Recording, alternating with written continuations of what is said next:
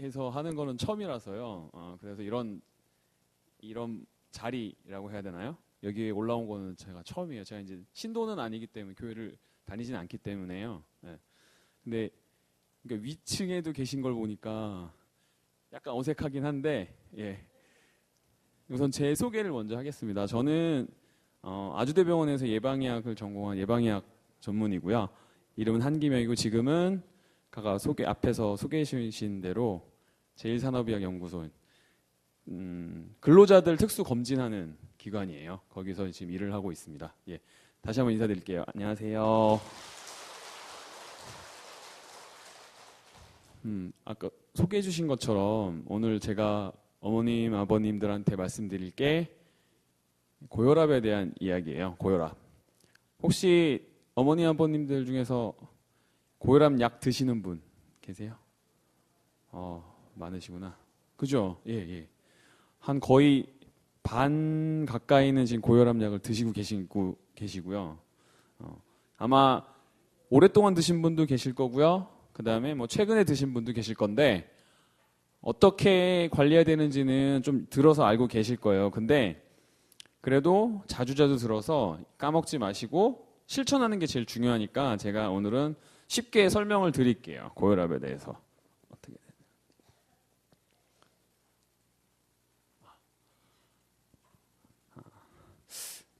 요즘에 이제 제일 흔히 드는 말이 100세 시대라고 하잖아요. 지금 어머니 아버님들께서도 한 70대, 80대도 계시죠. 예. 근데 65세, 보통 60세 넘어서 은퇴하더라도 살 날이 보통 20년에서 30년이 돼요.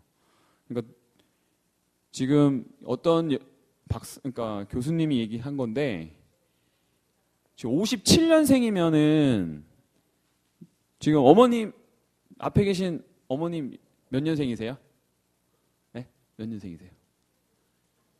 49년생이요? 저희 아버지랑 동갑이시다. 저희 아버지가 49년생이시거든요. 저희 어머니는 50년생. 그러니까 여기서는 좀 젊은 축에 속하죠. 49년생이면. 그죠? 지금 보니까 예? 더 젊으신 분도 있어요? 그러니까요. 지금 57년생이면 거의 한 지금 60세 되는 건가요? 그죠? 60세 정도 된 건데 이분들이 2030년 앞으로 13년 후에도 살아계시면은 그 이후에도 24년을 더 산대요. 그러니까 지금부터 13년 후 24년 37년을 더 사시는 거예요. 60세가 평균적으로. 거기다가 지금 67년생, 제가 77년생이거든요. 지금 41. 근데 지금 저보다 이제 10살 많은 그 사람은, 그런 분들은 2030년이 지나도 32년을 더 산대요. 그러면 앞으로도 45년을 더 살아야 돼요. 50세가. 그러니까 90세가 넘도록 살아야 되는 거예요. 근데 제가 77년생인데 그럼 저는 얼마나 더 살겠어요, 앞으로? 저는 앞으로도 한 50 몇 년 더 살아야 되거든요. 근데 그래서 100세 시대 쇼크라고 해가지고 100세 쇼크라고 해서, 근데 100세를 그렇게 사는 건 좋은데 그럼 우리가 은퇴 위에 준비할 게 뭐가 있냐면, 노후 준비를 하는 게 제일 중요한 게 돈이 있어야 돼요. 그리고 건강이 있어야지. 만약에 돈은 있는데 건강이 없어요. 그러면 그 돈도 어차피 다 병원한테 주는 거예요. 다 병원 다니면서 병원한테 퍼주는 거예요. 그 집이 있으면 뭐예요? 건강하지 않으면 집이 있어봐야 그냥 집에서 누워서 잠만 자는 거예요. 입원실.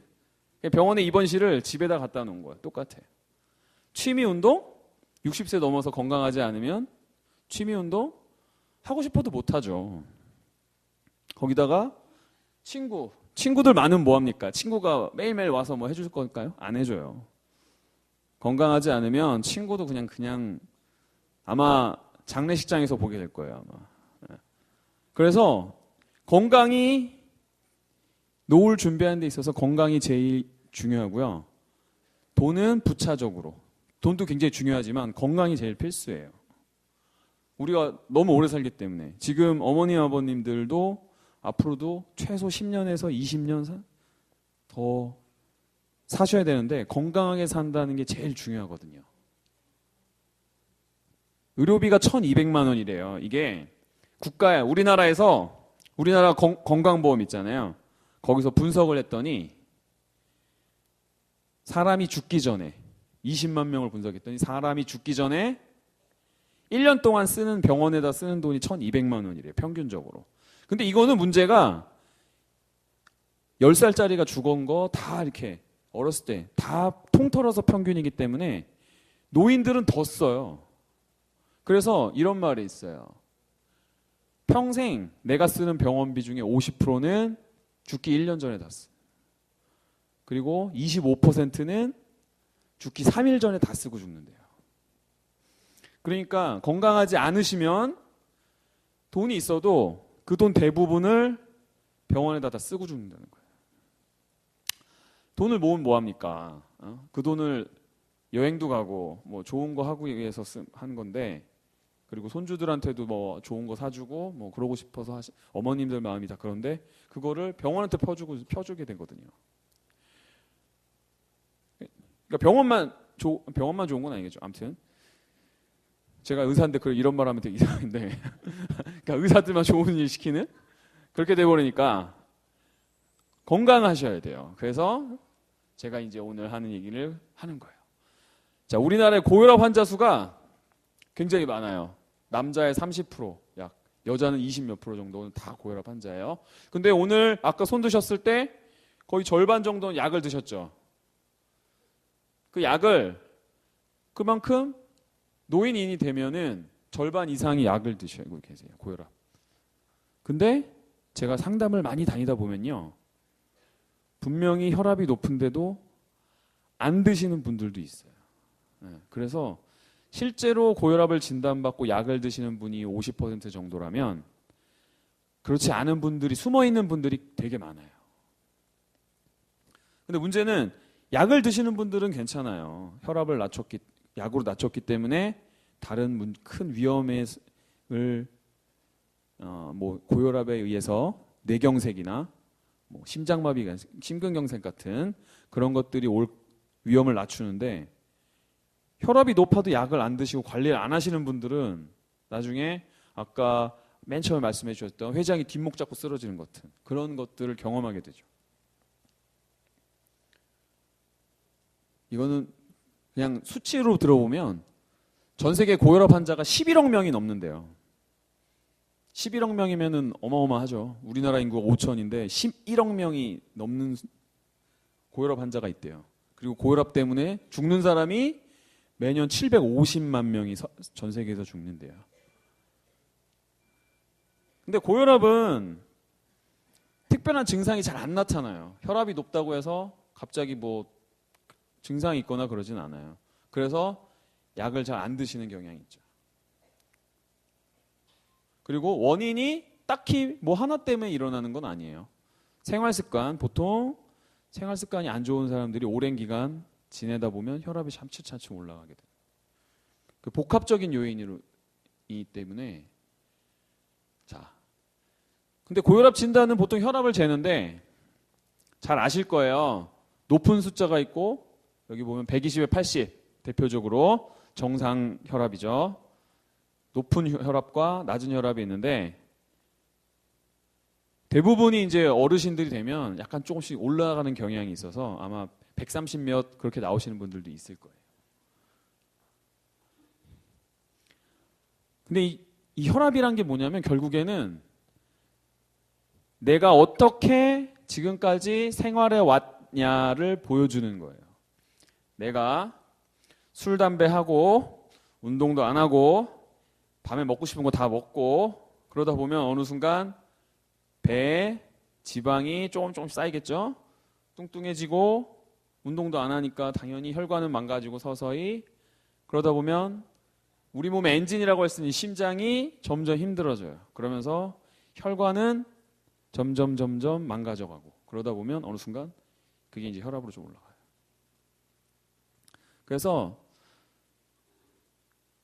근데 어머님들을 나무라는 수는 없어요. 왜냐하면 어머님들이 우리가 이제 건강에 대해서 챙기지 못하셨기 때문에 그래요. 특히 어머님들은. 아버님, 아버님들 세대는 건강에 대해, 왜냐하면 우리나라 제가 이렇게 편하게 살 수 있는 우리나라를 만들기 위해서 열심히 지금까지 우리나라를 키우시고 하느라고 건강을 제대로 못 챙기셨어요. 저희 어머님도 마찬가지고 대부분의 다 지금 어머님, 아버님들이. 그래서 고혈압 환자가 있을 수밖에 없는데요. 그래도 고혈압이 됐다고 진단을 받았다고 해서 그냥 약만 먹고 그냥 있을 수는 없잖아요. 최대한 그 약 외에도 내가 혈압을 관리할 수 있는 방법이 있다면 지금부터라도 건강을 챙기셔야죠. 약에만 의존하는 게 아니라. 아까 말한 것처럼 정상은 120에 80인데 140에 90이 넘어가면 고혈압으로 진단을 해요. 이건 잘 아실 거고요.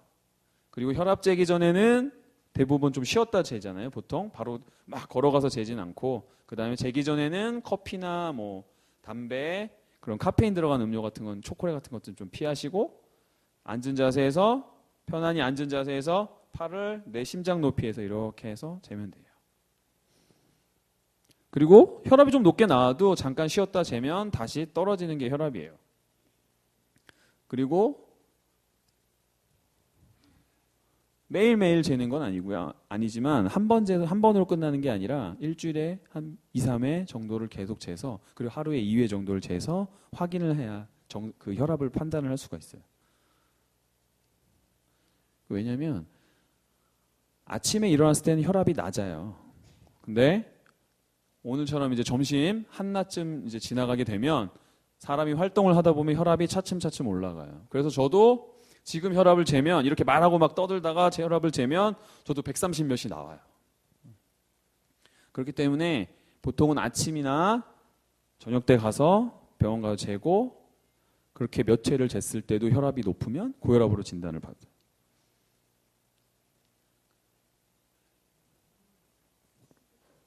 네? 수시로 재도 돼요. 근데 이제 왜냐면 자주 쟀수록 좋아요. 어머니, 아버님들이 기회가 되실 때마다 재서 내 혈압이 어떻다는 거를 알고 계셔야 돼요. 보통 약을 드시고 나서 뭐 130 정도에 130에 90 정도로 계속 유지를 하고 있다. 그러면 거기서 높아질 수도 있고 낮아질 수도 있지만 평균적으로 쟀을 때 130에 90 정도가 나온다는 걸 알고 계시면 돼요. 그리고 어떠한 뭐 한낮에 쟀을 땐 좀 높게 나오더라. 뭐 그런 거는 본인이 개인 차가 많기 때문에 본인이 잘 인지하고 계시면 돼요.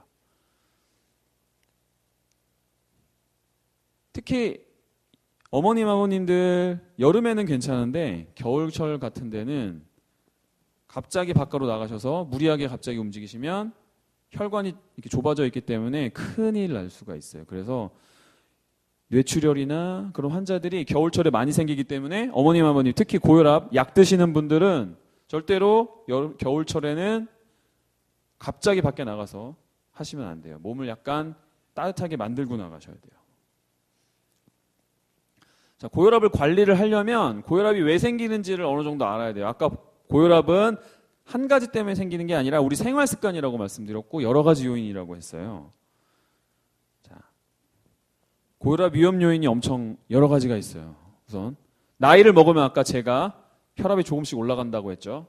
그리고 가족 중에 혈압이 있는 분들은 조금 더 위험이 올라가요. 거기에 뚱뚱하면 올라가고요.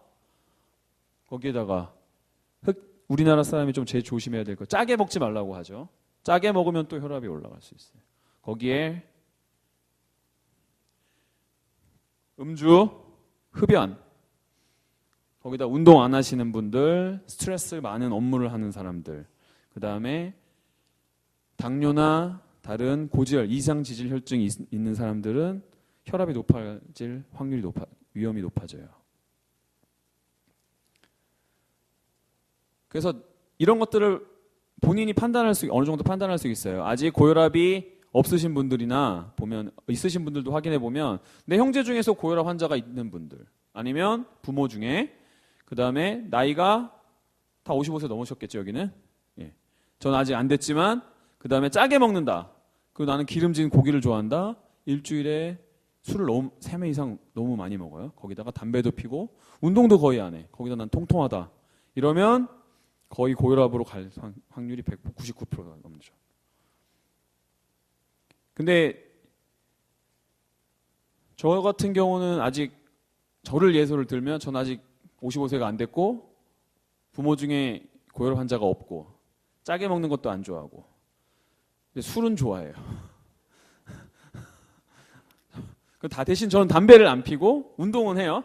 그리고 통통하지 않아요. 그리고 고기를 좋아해요. 예? 예. 아 그럼요. 제가 어머님들한테 고혈압 관리하라고 왔는데 제가 뚱뚱하면 신뢰가 되겠어요?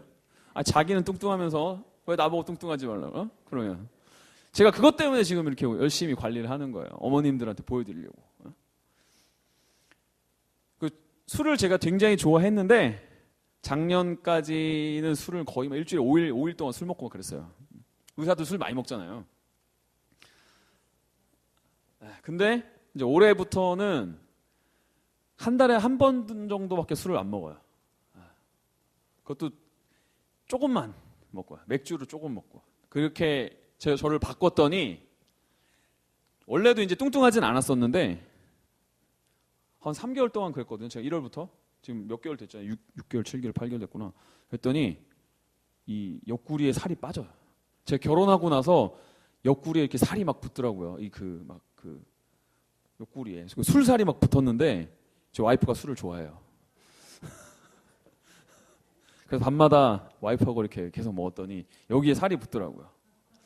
근데 이제 올해 초에 딱 그거를 끊었더니 이게 없어지는 거예요, 점점. 아, 지방, 그렇죠, 지방. 네. 그래서 제가 항상 이제 제가 술을 끊으라는 말은 안 하지만 술을 드실 때 일주일에 한 번 정도만 조금만 드셔라 이렇게 말을 해요. 그래서 저 같은 경우는 이제 위험 정도가 굉장히 낮아진 거죠. 엄청 굉장히 낮아진 거죠. 하지만 어머님 아버님들은 위험을 가지고 있어요. 저보다 더. 그렇기 때문에 더더욱 조심하고 관리를 하셔야 돼요. 뚱뚱한 사람은 어쩔 수 없이 혈압이 올라갈 수밖에 없어요. 왜냐하면 생각해 보세요. 그냥 간단하게 이해해도 아까 우리 심장은 엔진이라고 표현을 하면 아니 커다란 화물차에다가 그 모닝 있잖아요. 경차, 조그만 차. 그 엔진을 갖다가 넣는다고 생각해 보세요. 그러면은 막 달달달달달 거리면서 차가 얼마나 엔진이 소리가 크게 막 하겠어요. 솔직히 차에 사람들 꽉 타도 차가 힘겨워 하잖아요. 그거랑 똑같아요. 뚱뚱하면 내 심장은 그만큼 열심히 쥐어짜야 돼요. 힘들어서. 그러면 당연히 혈압이 올라갈 수밖에 없어요. 그래서 살을 빼는 게 굉장히 중요해요. 정상 체중을 유지하는 거. 거기다가 소금. 우리나라가 제일 문제가 우리나라가 아시잖아요. 뭐 OECD 국가 중에서 소금 섭취량이 거의 탑이에요. 그러니까 어쩔 수 없는 게 우리나라가 이제 밥이 대부분 찌개, 거기에 젓갈, 김치 이런 거 좋아하잖아요. 저도 젓갈 좋아해요. 근데 거의 많이 먹진 않지만 그런 걸 드시다 보면 하루에 필요한 권장하는 소금을 이미 월등히 넘어요. 저희가 짬뽕 좋아하시는 분 있으시죠? 아, 짬뽕 좋죠. 저도 예전에 술 먹을 때는 다음날 짬뽕 먹고 했는데 짬뽕을 한 그릇 먹으면 그날 소금 권장량을 이미 초과해버려요. 넘어가버려요. 짬뽕 한 그릇에 들어있는 소금이 그렇게 많아요. 근데 거기에 국물 다 먹고 밥까지 말아 먹으면 게임 끝. 그거는 절대 안 돼요. 소금이 들어가면은 혈관이 딱딱해지고 망가지기 때문에 그래요. 그래서 혈압을 올려주고요. 특히 알코올 들어가면은 혈압을 또 올려요. 알코올도. 그리고 담배. 아마 어머님들은 담배 피시는 분이 거의 없으시겠죠. 예. 근데 아버님들은 아마 계셨을 수도 있어요. 근데 담배를 피면 담배를 한 모금 빠는 순간 바로 뇌로 니코틴이 올라가요. 10초 내에. 10초만 돼도 뇌로 올라가면서 혈압을 올리는 작용을 해요. 그러니까 하루에 담배를 한갑 피시는 분들은 그냥 하루 종일 혈압이 올라간다고 생각하시면 돼요. 담배, 니코틴 때문에. 그 담배는 절대적으로 끊어야 돼요. 그리고 카페인, 카페인에 보면은 커피, 뭐 녹차, 홍차, 콜라, 초콜릿 같은 거 드시면 이것도 약간 올려요. 어머님들이나 아버님들이 그러니까 좋아하시는 게 이제 믹스 커피 가끔 달달한 거 한 잔 드시잖아요. 그것도 혈압을 조금씩 올리긴 해요. 그래서 너무 많이 드시지 말라고 말씀하는 거예요. 뭐 하루에 한두 잔 정도는 괜찮지만 밥 먹고 무조건 한 잔씩 드시고 막 5잔, 10잔도 드시는 분도 있어요. 그런 분들은 좀 줄이실 필요가 있어요. 그리고 스트레스, 아까 스트레스 말씀드렸는데 제가 이제 근로자들을 상대로 상담을 하기 때문에 근로자들이 스트레스를 굉장히 많이 받아요. 근데 스트레스를 받으면 되게 굉장히 안 좋은 게 그런 분들은 결국에 스트레스를 푸는 게 담배, 술, 그 다음에 제대로 잠도 못 자고 그러면서 결국에는 그런 분들 생활 습관, 운동을 못 하기 때문에 살찌면서 결국엔 혈압이 다시 올라가요. 그리고 스트레스 자체가 혈압을 올리기도 해요. 그리고 이상지질혈증, 아마 고지혈증 약을 드시는 분도 계실 거예요. 어머님, 아버님 중에. 예. 고지혈증도 혈압을 올려요. 왜냐하면 내 피에 지방이 많다고 생각합니다. 콜레스테롤, 중성지방. 지방이 많으면 혈관이 맑지가 않아요. 그리고 혈관에 혈전이 잘 껴요. 제일 무서운 거죠. 혈전. 그러면 혈관이 좁아지고 혈관이 딱딱해지고 하면서 심장을 부담을 주고 혈압을 또 올려요. 자, 혈압을 올리는 원인들이 너무 많은데 이걸 어떻게 관리해야 될지는 좀 이따 얘기하고요. 왜 자꾸 제가 고혈압 관리해라 말씀을 드리냐면 아까 처음에 기억하실지 모르겠는데 고혈압은 특별한 증상이 없다고 그랬죠. 네, 특별한 증상이 없어요. 이 뒷목 잡고 떨어지는 거는 고혈압 때문에 직접적인 원인이 아니라 고혈압에 의한 뭐 혈전이 때문에 여기가 막혔거나 혈관이 터졌거나 그래서 그런 거고요. 그래서 고혈압이 무서운 이유는 합병증 때문에 그래요. 합병증. 아까 말씀드린 뭐 뇌출혈, 뇌경색, 심근경색, 뭐 공팥도 망가지고요. 여러 가지.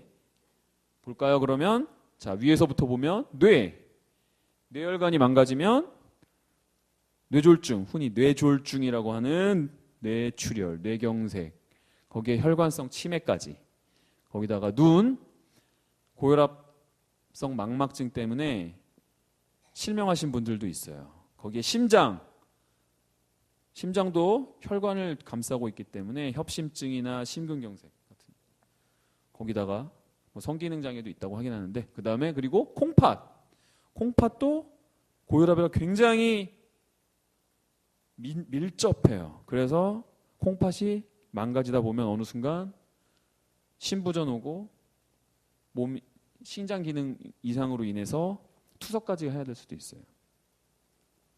자, 머리부터 발끝까지 엄청 많은데 심장이랑 가장 연결된 건 결국엔 혈관이에요. 혈관이 아까 말씀드린 것처럼 딱딱해지고 혈전이 끼면서 혈관이 좁아지고 딱딱해지고 그러다 보면 뭐 협심증이나 심근경색, 이거 뇌졸중 같은 애들을 유발시켜요. 흔히 혈관이 딱딱해지는 죽상동맥 경화증이라고 이제 흔히 알고 있는 이런 합병증이 생기고요. 자, 뇌가 뇌졸중이라고 하죠. 막히면 뇌경색, 터지면 뇌출혈. 어차피 둘 다 쓰러지는 건 마찬가지예요.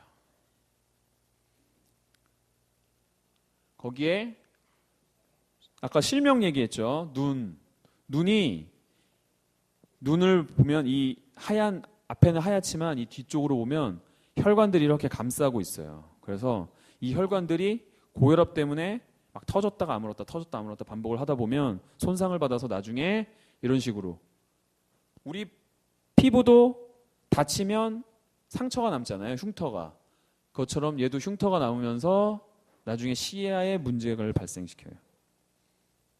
거기에 당연히 심장, 심근경색 위험이 혈압이 높아질수록 엄청 올라가죠. 매우. 거기에 혈관이 좁아지거나 막히거나 그러면 협심증. 조금만 우리가 어머님들, 아버님들 조금만 계단 올라가도 숨차거나 그런 게 다 이런 이유 때문에 그래요. 거기에 막혀버리면 심장이 멈추면서 심근경색, 이것도 쓰러져요 결국엔. 그리고 또 무서운 거, 콩팥. 심근경색이나 그런 거는 확 쓰러지기 때문에 어찌 보면은 죽을 수도 있고 다시 뭐 회복해서 올 수도 있긴 하는데요. 문제는 콩팥 같은 경우는 우리 몸에서 없으면 안 되잖아요.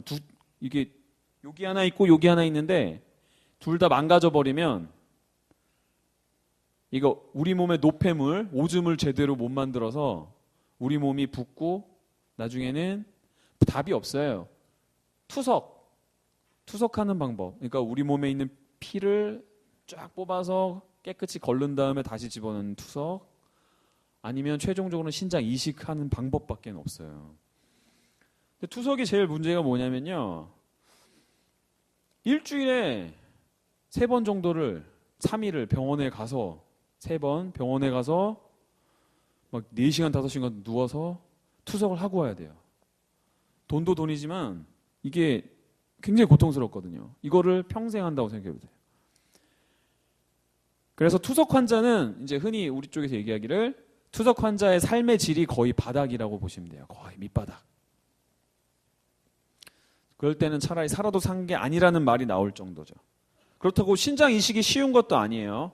신장 이식을 기다리는 대기자들이 엄청 많아요.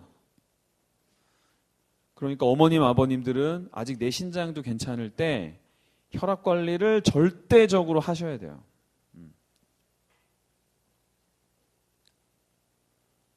자, 이제 관리하는 방법만 남았죠. 자, 합병증 무서운지 알았어요, 이제. 그러면 혈압을 관리해야겠다는 생각이 드시니까 그럼 혈압을 어떻게 관리할까에 대해서 얘기를 할게요. 다른 방법이 없어요. 자, 아까 심장은, 혈압은 우리 생활 습관의 결과물이라고 제가 지표라고 했어요, 제가. 그럼 우리 생활 습관을 바꿔야겠죠. 아까 원인들 중을 살펴보면 뚱뚱한 거, 비만, 짜게 먹는 거, 술, 담배 하는 거, 스트레스 받는 거, 그 다음에 다른 당뇨나 지질혈증 있는 고지혈증 같은 것들을 관리를 하셔야 돼요. 근데 그러려면 어떻게 해야 되냐면 생활 습관을 건강하게 만들어야 돼요. 그리고 지금 혈압약을 드시는 분들은 약을 잘 챙겨 드셔야 돼요. 그러니까 2가지. 잘 먹는 거하고 잘 움직이는 거예요. TV나 가끔 건강하게 장수하시는 분들 있잖아요. 다 어머님들도 지금 오래 사셨고 앞으로도 더 오래 사시게 되겠지만 건강하게 장수하시는 분들 보면 저 노인네 저분은 왜 이렇게 빨빨거리고 돌아다니나, 그죠? 일하지 말라고 해도 나가서 뭐라도 막 이렇게 주섬주섬 뭘 하고 계세요. 그리고 그런 분들은 고기도 조금만 잘 안 드세요. 이렇게 막 맨날 이렇게 밥도 조금만 먹고 막 또 빨빨 돌아다니시고. 그러신 분들이 건강하게 장수를 해요. 물론 이제 밭일 하시느라고 허리가 굽어서 그게 좀 힘들으시긴 하지만 대부분은 그런 분들이 장수를 해요. 건강하게. 자, 저도 말씀드렸죠. 제가 운동한다고 그러고 담배 안 핀다고 그러고 술도 확 줄였다고 말씀드렸잖아요. 저도 제가 제 건강을 위해서 할 수 있는 방법은 그거밖에 없어요. 2가지. 먹는 거 조심하는 거하고 운동하는 거. 그러다 보면 저절로 제가 그랬잖아요. 제 옆구리가 살이 빠졌다고. 저절로 살이 빠져요. 그럼 체중이 줄고 혈압은 내려갈 수밖에 없어요. 그러니까 여러 가지 할 수밖에 없어요. 움직여서 좋은 음식을 먹고 하다 보면 체중이 감소해요. 체중이 10kg 빠지면 혈압이 최대 20까지도 떨어져요. 그러면 내 혈압이 150이면 체중 10kg 줄이면 130까지 떨어지는 거죠. 그래서 혈압을 140에서 90 밑으로 유지를 하셔야 돼요. 근데 가끔 혈압이 안 떨어지는 분들도 있어요. 그럴 때는 약을 제대로 먹었거나 아니면 약을 나한테 안 맞는 약일 수도 있어요. 다른 약. 그리고 약은 먹지만 생활 습관은 그대로인 분도 있어요. 술, 담배 계속하고 운동도 안 하고 막 살은 이렇게 쪄 있는데 약만 달래요. 약만 먹는데 자기는. 근데 그런 분들은 처음에는 혈압이 좀 떨어졌다가 나중에 시간이 지나면 또 올라가요. 그런 분들은. 그래서 약을 드시는 거에다가 생활 습관을 바꾸시라고 제가 말씀드리는 거예요. 제가 이제 상담했던 분인데 이분이 이제 벌써 몇 년 전에 이제 수년 전에 42이요. 40대 초반이었는데 검진해서 혈압이 160에 100이 나왔어요. 젊은데. 그래서 병원 가서 약 먹어야 된다 그랬더니 자기는 약을 안 먹겠대요. 자기가 운동을 해서 뭐 살도 빼고 해서 할 테니까 그래서 제가 나이가 젊으니까 그래 그렇게 하세요. 대신에 정말 꼭 하셔야 됩니다 했더니 2014년에 이제 처음에 검진했을 때 170에 90kg 뚱뚱했어요. 거기에 콜레스테롤도 높고 중성지방도 높고 혈압은 160에 100이었고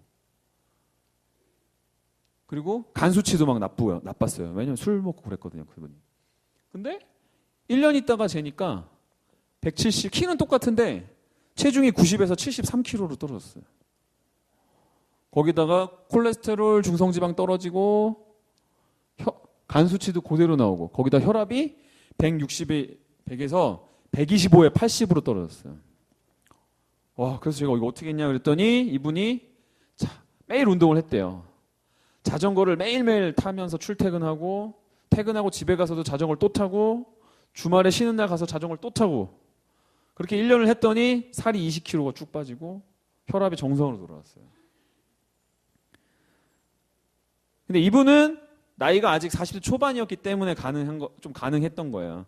어머니 아버님들이 하루에 6시간 자전거 탈 수가 없겠죠. 네. 어머님 아버님들한테까지 이 정도까지는 기대할 수 있기는 힘들고요.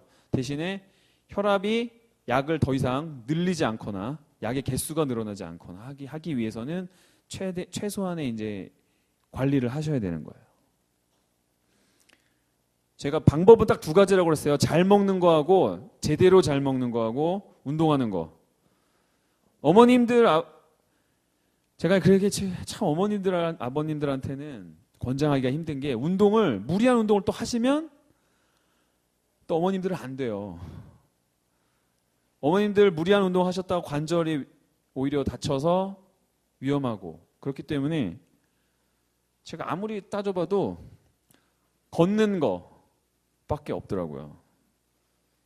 자전거를 타시는 분들도 자전거를 잘 타시는 분도 계실지 몰라요. 하지만 대부분은 어머님들, 아버님들은 걷기만 잘하셔도 돼요. 그리고 할 수 있는 게 그렇게 많지가 않아요. 운동을.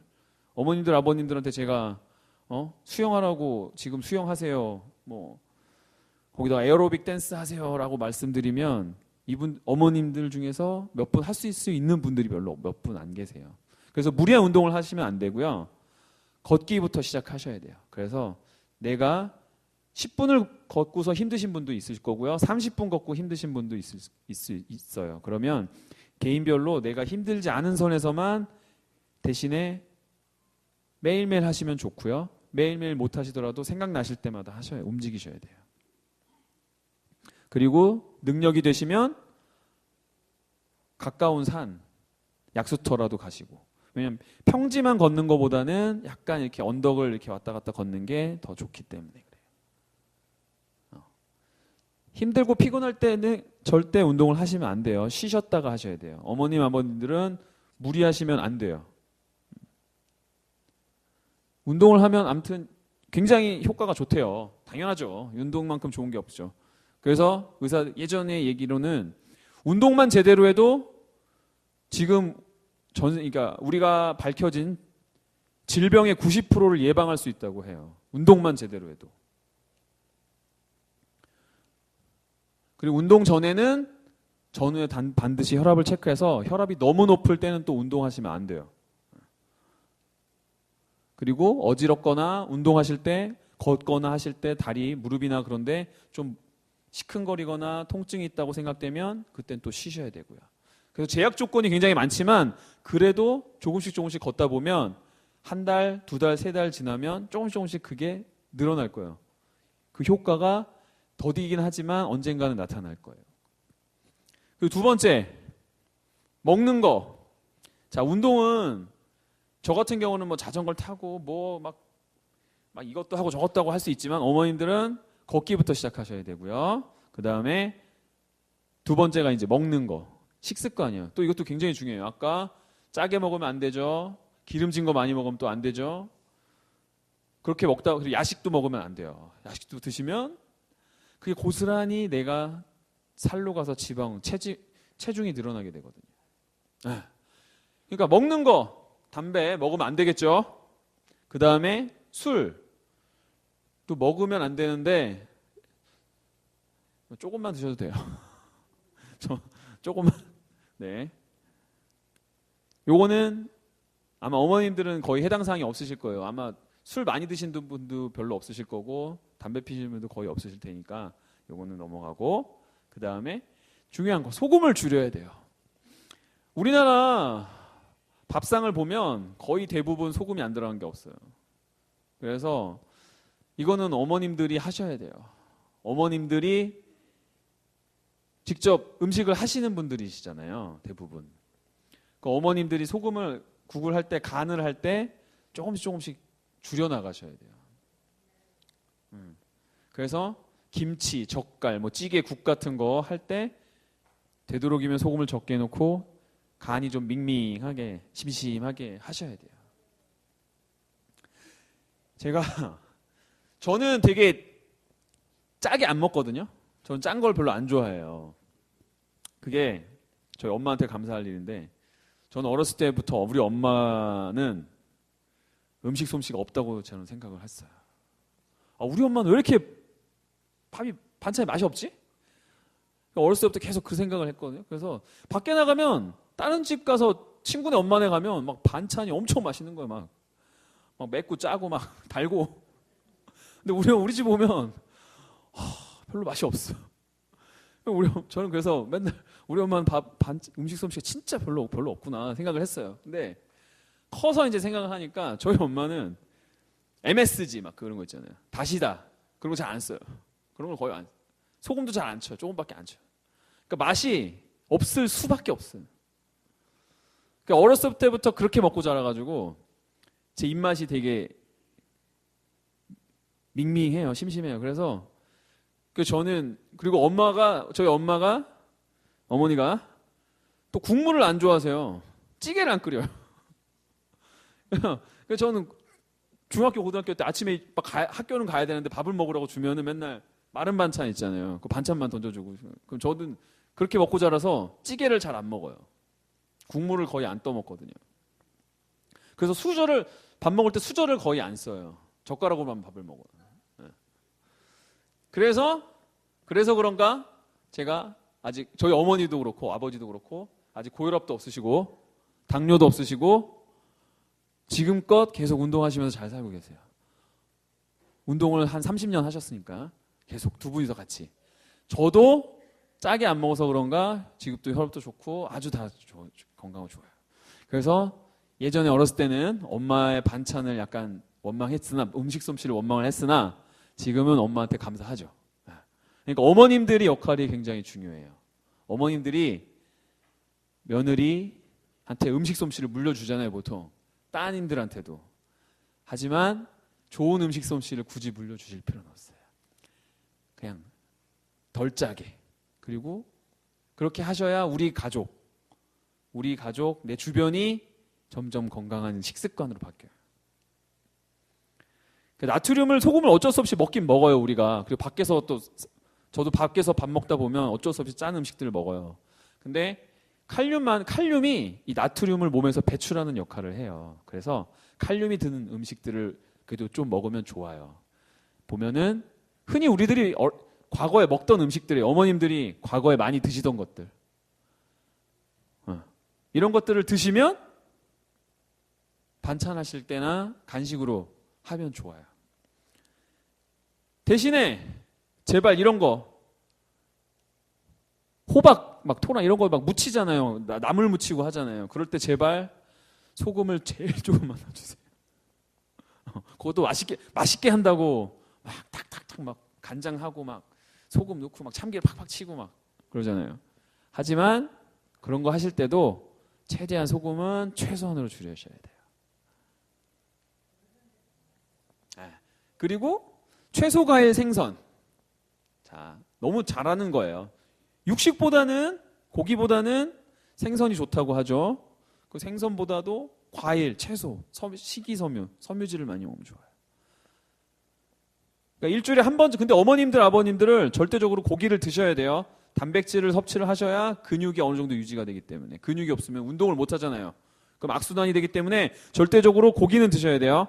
그러려면 일주일에 한 번은 뭐 돼지고기도 드시고, 하지만 일주일에 한두 번은 생선을 꼭 드시고, 그 다음에 한 번은 뭐 닭고기 먹고, 또 하루는 고기를 안 먹는 날도 한 번 만들어 보고, 이런 식으로 이렇게 하셔서 하셔야 돼요. 그리고 생선은 꼭 일주일에 한두 번은 드시는 게 좋아요. 왜냐하면 아까 우리 혈액에 중성지방이나 콜레스테롤, 혈전이 잘 낀다고 했잖아요. 그걸 막아주려면 오메가3 지방산이라고 많이 들어보셨죠? 생선에 많대요. 이게 옛날에 이 덴마크에 있던 어떤 박사가 연구를 했더니 생선이 좋더라. 생선에 있는 오메가3가 우리 혈액을 맑게 해주는 효과가 있더라. 그래서 꾸준하게 오래 드시면 좋대요. 그래서 에스키모인들 있잖아요. 에스키모인들. 추운 그 북극에 사는 그 사람들은 북극에 뭐 명이나물이 뭐 무슨 게 있겠어요? 나물이 있겠어요? 뭐가 거기 풀이 얼마나 많겠어요? 그러니까 그 사람들은 풀을 거의 안 먹어요. 야채를 거의 안 먹는데 혈관이 굉장히 깨끗하다는 거예요. 그 사람들 먹는 게 맨날 고래 잡아먹고 뭐 물고기 사냥해 먹고 물개 잡고 막 그런데 그 박사가 연구를 했더니 그 사람들이 먹는 생선에 오메가3가 이 사람들의 혈액을 맑게 해준 거더라. 이렇게 결론이 났죠. 근데 그래서 오메가3 생선회로 섭취를 하면 좋은데 그게 안 되면 그냥 오메가3 같은 거 뭐 그냥 드시는 분들도 계시더라고요. 이렇게 제품으로. 그래서 최종적으로는 잘 움직이고 잘 먹고 하시면 혈관이 깨끗해지고 혈관이 튼튼해져요. 그래서 혈관이 튼튼해지는 거죠. 깨끗해지고 혈관을 깨끗하고 튼튼하게 만들면 저절로 고혈압은 관리가 돼요. 제가 딱 두 가지만 하라고 했는데 뭐 하라고 말씀드렸죠? 네? 짜게 먹지 말고 다 좋은데 두 가지 뭐냐면 잘 움직이시고 잘 드셔라. 아시겠죠? 좋은 음식을 잘 드시고 운동을 잘 움직이셔야 돼요. 두 가지만 하시면 돼요. 저도 할 수 있는 건 두 개밖에 없어요. 그 누구도 문재인 대통령도 할 수 있는 거 없어요. 그 대통령도 할 수 있는 건 잘 먹고 잘 움직이는 거 방법밖에 없어요. 두 가지 방법만 하시면 고혈압은 혈관을 우리가 깨끗이 청소하면서 혈압을 관리할 수가 있어요. 이거는 고혈압 환자도 마찬가지고요. 고혈압 아직 환자가 아니신 분도 똑같아요. 그리고 추가로 여기 고혈압 약을 드시는 분들은 약을 제때에 잘 드셔야 돼요. 지금 다니시는 병원 의사 선생님하고 약을 타시잖아요. 타실 때마다 혈압 꾸준히 측정하시고 처방인 그 의사 선생님이 하시는 말씀대로 그대로 따라서 약을 드셔야 돼요. 주어진 처방대로 약을 복용하셔야 돼요. 그리고 임의로 끊거나 변경하시면 안 돼요. 대신에 혈압약을 먹다 보면 약간 이상한 증상이 나타날 수도 있어요. 하지만 그렇다고 약을 끊거나 하는 게 아니라 반드시 다니시는 병원의 의사 선생님하고 상담하셔야 돼요. 약은 어차피 부작용이 어느 정도 있을 수밖에 없고요. 하지만 큰 부작용이 그런 부작용이 있을 때는 절대로 내 맘대로 멈추거나 끊거나 하는 게 아니라 상담을 하신 후에 하셔야 돼요. 이런 말들이 있어요. 고혈압약 먹으면 평생 먹어야 된다고 상담하시는 분들 중에 혈압이 높아서 고혈압약을 드세요 하면 고혈압약 먹으면 나 평생 먹어야 된다고 해서 나는 지금 먹기 싫다고. 근데 맞는 말이에요. 왜냐면 제가 말씀드렸잖아요. 생활 습관을 완전히 바꾸면 아까 제가 말씀드린 사례자처럼 혈압약을 안 먹어도 정상 혈압으로 올 수 있어요. 하지만 그렇게 해서 성공하시는 분들은 정말 제가 많은 사람을 상담하지만 한두 분밖에 못 봤어요. 그만큼 힘들어요. 왜냐하면 먹는 것도 절제를 해야 되고 매일매일 운동을 해야 돼요. 저도 운동을 하지만 운동하러 나가기 전까지 5분, 10분 동안 계속 고민해요. 나갈까 말까? 나갈까 말까? 오늘 그냥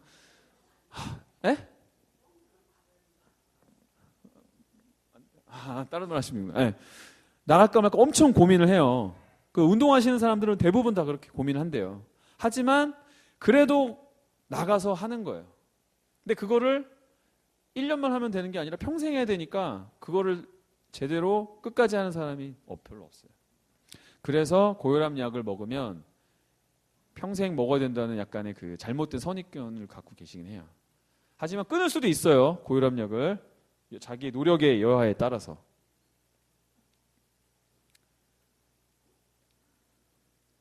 자, 어머님, 아버님들 고혈압을 지금 약을 드시는 분이나 안 드시는 분이나 다 하셔야 돼요. 혈압 측정은 수시로 하셔서 내가 어떤 혈압인지 알고 계셔야 되고요. 1년에 한 번 정도는 검진을 하시면서 심장 검사나 뭐 그런 것들, 피 검사해서 기본적인 것들을 하셔야 돼요. 그리고 소변 검사 꼭 하셔야 돼요. 왜냐하면 콩팥, 어차피 나이가 먹으면서 콩팥 기능은 조금씩 떨어지지만 내 혈압에 의해서 망가질 정도로 떨어지면 안 되기 때문에 정기적으로 검사하셔야 되고요.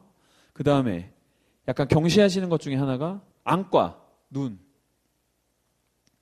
눈은 또 이렇게 안 가실 수 있는데 왜냐하면 검진에 보통 빠지기 때문에 1년에 한 번이나, 그러니까 고혈압이 없으신 분들은 1년에 한 번 정도 안과 가셔서 혈압 때문에 내 눈이 이상하지 하거나 아니면 혈압이 아니더라도 당뇨나 아니면 다른 노안으로 인한 질환이 생기지 않았나를 꼭꼭 챙기셔야 돼요.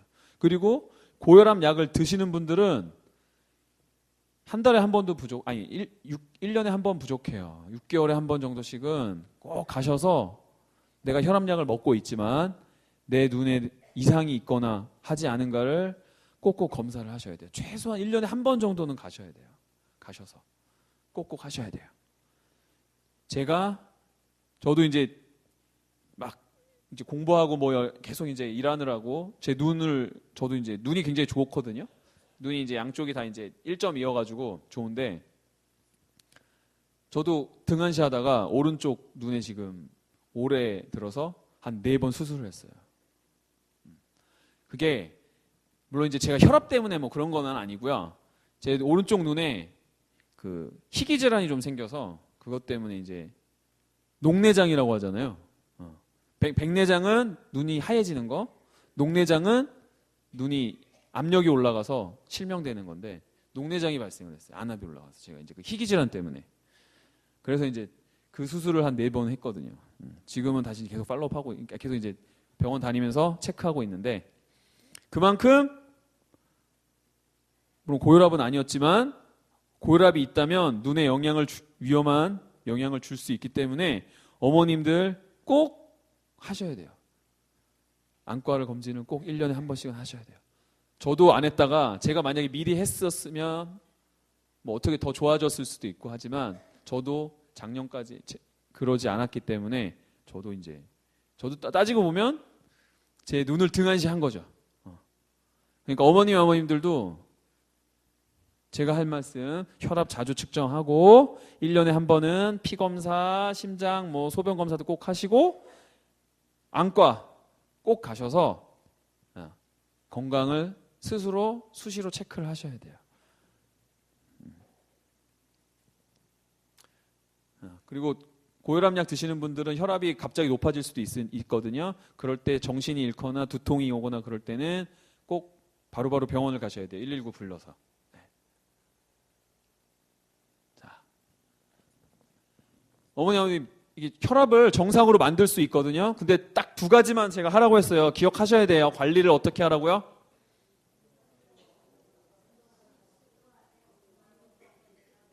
네. 운동 잘 움직이시고 잘 먹으시는 거. 네. 잘 먹는다고 해서 너무 많이 드시라는 게 아니에요. 덜 짜게 좋은 음식. 육식보다는 생선, 채소, 과일 이런 것들을 적절히 드셔서 부지런히 움직이시고 하셔서 생활 습관을 바꾸셔야 돼요. 두 가지만 하시면 돼요. 그리고 고혈압약 드시는 분은 약 꼭 잘 챙겨 드시고 그것만 하시면 돼요. 대신에